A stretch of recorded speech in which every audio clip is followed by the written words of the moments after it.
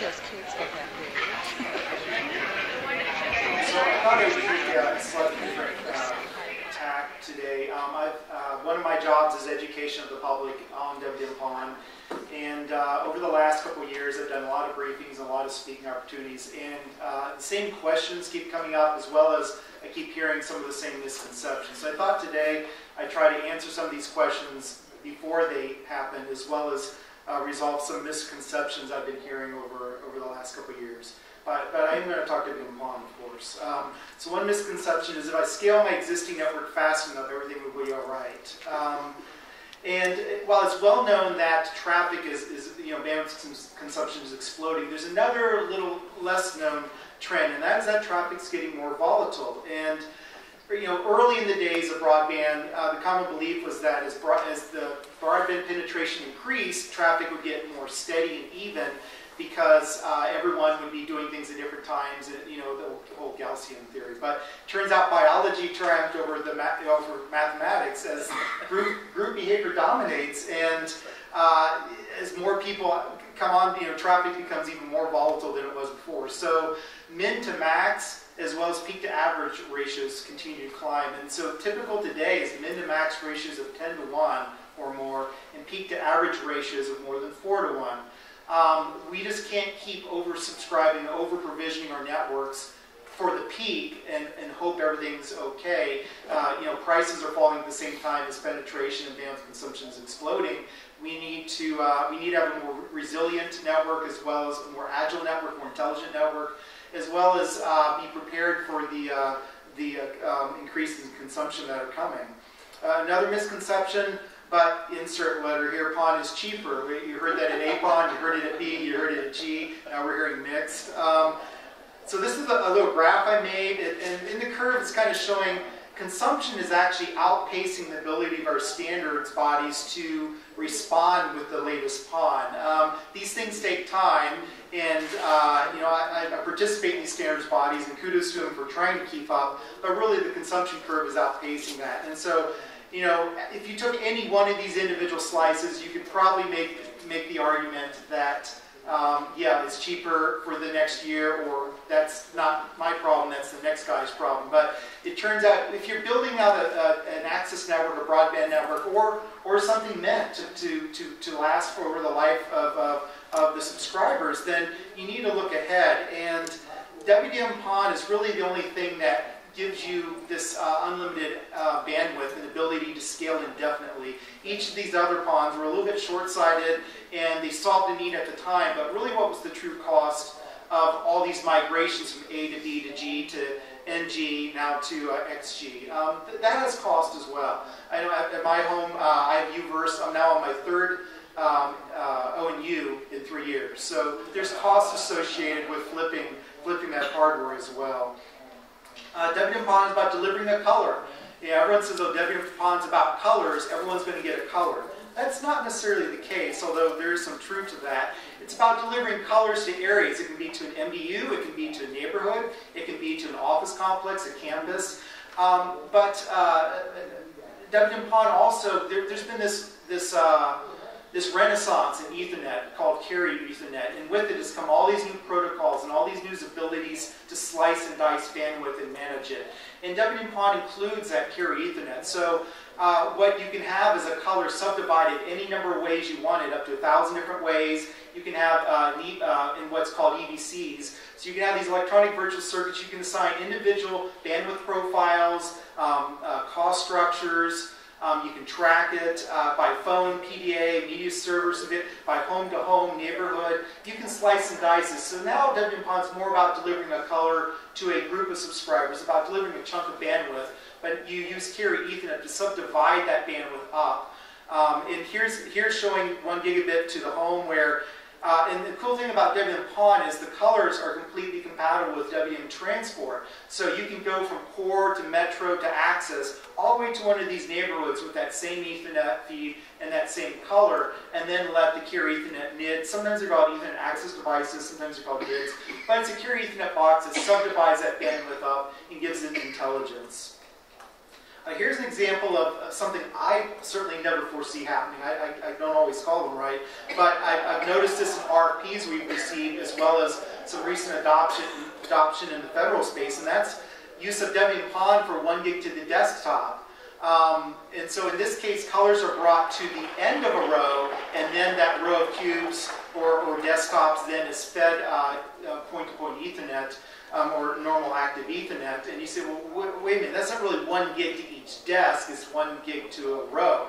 Well, pure Ethernet NIDs have a lot of additional features that traditional Ethernet switches, active switches, don't have. One of them is shaping and policing. So you can pretty much guarantee that each of these users are going to get 1 gig when they need 1 gig, even though they may only have, they may be sharing, or you may have divided up that bandwidth. And so the key is policing and shaping. NIDs do that, switches don't. Switches tend to, they do have basic class of service marking on the packets, but when contention occurs, often the packets just dropped.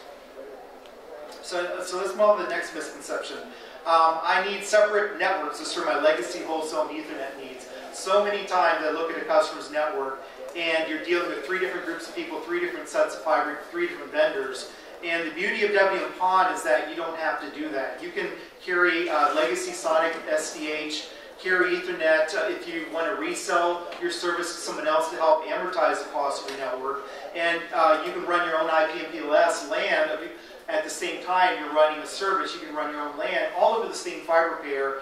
And this can be all the way from core to metro to edge, and then over the WDM-PON to both residential and business, serving all of those customers. Again, EVCs, carry Ethernet, lets you keep all those isolated, know who gets billed for what, who did what, what's the different SLAs, and do that service assurance. So another misconception, my physical fiber plant will not let me support my desired network architecture. This is the #1 mistake I see, and with respect to our distinguished panelists, I think I heard it here today. People let where their fiber is define the architecture of their network, and that's not, in this day and age of software, that's not needed. Here's an example of a healthcare provider. There were multiple hospitals and healthcare providers who all wanted to share a network, but they weren't quite sure how to do it. And we went out there and looked, and we could pretty much sneak the path of fiber point-to-point daisy chain among these different sites. But on the right here, I'm showing what we've done on the protocol layer, that to that network, it thought it was what's shown there. It thought it has a point-to-point A and B feed to each and every one of those sites, and they all have access to these 2 data centers that then have these monstrous IP and SAN connections, so the 2 data centers would stay in sync. While they're on the 2 data centers side by side, they were actually in completely different states. So behaviorally, we had this point-to-point A-B protected with massive data center backhaul and connectivity. The physical fiber itself was a single protected pair, sneaking and daisy chaining from NID to NID between all these different sites. So don't make the mistake of where I can get to my fiber determines what I'm going to install. Another misconception is that when we talk WDM-PON, we're talking residential access or MDUs. It's actually a wonderful technology for mobile backhaul and wireless. So here's an example, and this is actually a real customer example, where we've gone in and we, again, the cool thing about WDM-PON and carry Ethernet is that that color and that Ethernet stays the same from core all the way out to the edge access. So here, WDM brought the normal WDM transfer, brought that traffic all the way to the to where the cell site, where that mobile operator was. Then WDM-PON was sneaked around all the cell sites, and then at that point was a NID that was wireless backhaul enabled, and that NID then breaks that traffic up among all the individual cell sites, but also services, because anyone who's done mobile backhaul knows any site today, you may have 12 different providers all sharing the antenna. You have resellers, you have wholesalers, there's a lot of things at each site, and we're able to offer with that one color brought to that one site. You have T1, E1 bits, CDMA support, ATM, frame, HDLC, and then the later 4G with Ethernet feeds, EVDO, WiMAX, LTE, all feeding that area. And so WDM-PON can feed that. You've got the necessary clock, timing, synchronization, that's all there. And then my network is too complex for WDM-PON. It's because people tend to think of WDM-PON as just a single ring where you're dropping colors. And just to reiterate, this is kind of every access application you can think of. And when you make an access technology that is compatible with your transport technology, it lets you feed it everywhere and serve everyone. So we actually today with WDM-PON serve small offices, home offices, base stations, data center interconnection, and backup, replication, wholesaling. It's all in there, and it's all thanks to both to two factors: the wonders of carrier Ethernet that was developed in the Metro Ethernet Forum, as well in the IEEE, as well as having an access structure compatible with the transport structure.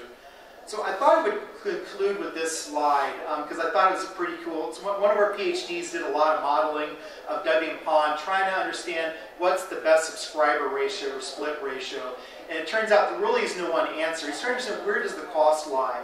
And if you vary the client count on one axis and the reach in another, you'll see it costs a lot to do a lot of clients. If you do a lot of clients, you can't go very far.